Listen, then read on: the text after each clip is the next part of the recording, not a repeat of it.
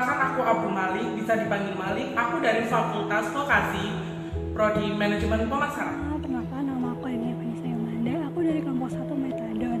Aku dari program studi Ilmu Administrasi Negara, Fakultas Ilmu Sosial dan Ilmu Politik. Assalamualaikum warahmatullahi wabarakatuh. Perkenalkan, nama saya Adelia Eka Sonsa Putri. Saya berasal dari Fakultas Vokasi jurusan Pariwisataan dan Bina Wisata. Halo semuanya, perkenalkan nama aku Adviana Nisa Ramatika, biasa dipanggil Nana, dari Fakultas Kedokteran Hewan, Prodi Kedokteran Hewan, Angkatan 2020.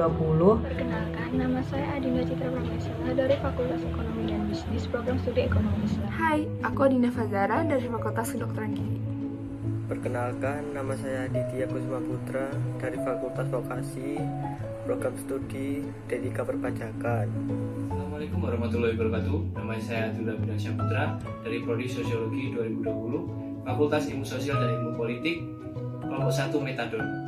Perkenalkan, nama saya Afrida Yuna Nirmala dari Prodi S1 Pendidikan Apoteker, Fakultas Farmasi, Universitas. Halo, saya Afrilia Nindi Oliviasya dari Fakultas Vokasi, Prodi D3 Manajemen Perbankan.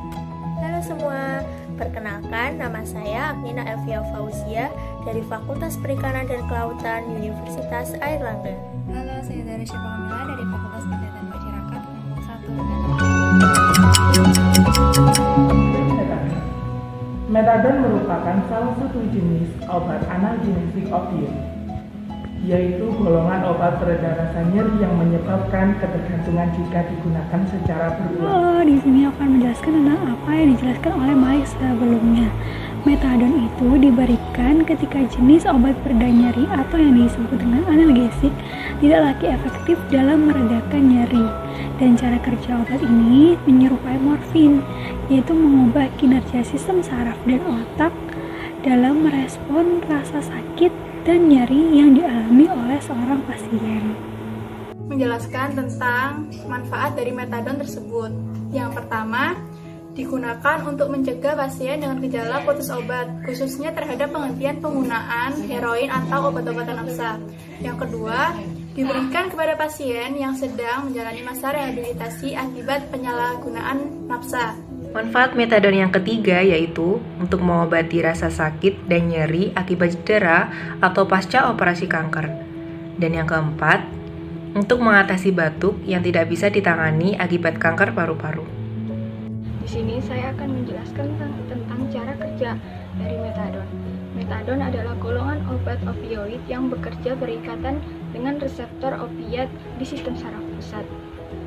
Metadon ini bekerja mengurangi respon rasa sakit dan rasa nyeri. Nah, nyeri ini merupakan gejala putus dari obat opioid. Sebagai obat keras yang hanya bisa didapatkan oleh resep dokter, metadon tidak boleh dikonsumsi di luar instruksi dokter karena akan menyebabkan seperti adisi, bahkan efek buruk lainnya akan lebih parah.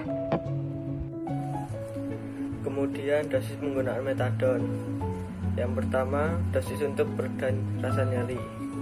Untuk dewasa, dosis awal 5-10 mg setiap 6-8 jam sesuai kebutuhan. Dosis obat dapat ditingkatkan secara perlahan sesuai respons tubuh. Pemberian dosis tidak lebih dari 2 kali sehari jika digunakan untuk pengobatan jangka panjang. Untuk lansia, dosis sama dengan dosis dewasa. Pemberian dosis berulang harus dilakukan secara berhati-hati. Penyalahgunaan atau dosis untuk dewasa ini diberikan sesuai dengan ketergantungan atau tingkat ketergantungan pasien terhadap nafsa. Pada dosis awal 20-30 mg diberikan 1 kali sehari.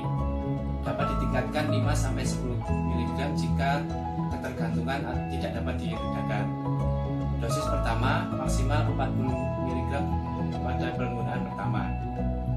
Dosis dapat dijadikan satu atau tunggal atau bisa dibagi menjadi beberapa dosis. Saya akan menjelaskan beberapa efek samping yang akan terjadi jika kita mengonsumsi metadon. Yang pertama, perubahan emosi, yang kedua, gangguan penglihatan, yang ketiga, gangguan tidur, insomnia maupun hypersomnia, yang keempat adalah sakit kepala dan sakit mah, yang kelima adalah konstipasi dan sulit buang air kecil, yang keenam adalah pernapasan lambat, yang ketujuh sering berkeringat, dan yang terakhir adalah mual dan muntah. Jika muncul efek samping seperti berikut, segera hubungi dokter. Yang pertama yaitu gejala alergi seperti kata-kata, muncul ruam, serta pembengkakan pada wajah, bibir, lidah, atau tenggorokan. Yang kedua, gangguan pernapasan. Dan yang ketiga yaitu nyeri dada dan detak jantung cepat. Yang keempat, gejala sindrom serotonin seperti halusinasi, demam, otot kaku, dan disorientasi. Yang kelima, hipotensi ortostatik. Yang keenam, ketergantungan dan overdosis. Dan yang ketujuh yaitu kejang-kejang. Di sini saya akan menjelaskan mengenai interaksi obat yang terjadi apabila metadon digunakan bersama obat lain. Yang pertama yaitu meningkatkan gejala risiko putus obat jika digunakan dengan buprenorfin dan naloxone. Kedua yaitu meningkatkan kadar dan risiko efek samping dari metadon sendiri apabila digunakan dengan simetidine, erythromycin, obat anti jamur, atau ritonavir.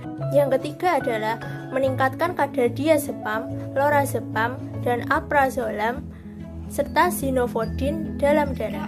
Metadon ini digunakan bersamaan dengan obat antikonvulsan seperti phenobarbital, phenytoin, carbamazepine, dan rifampicin akan menurunkan kadar dan mengurangi efektivitas metadon. Selanjutnya, jika metadon digunakan bersamaan dengan obat pengatur ritme jantung seperti amiodaron akan meningkatkan risiko gangguan irama jantung. Dan yang terakhir, jika metadon digunakan bersamaan dengan jenis obat opioid seperti morfin atau obat penenang, ini akan semakin menurunkan aktivitas otak. Gitu saja penjelasan dari saya. Terima kasih.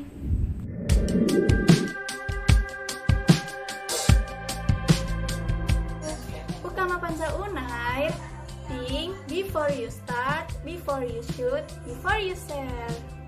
Thank you.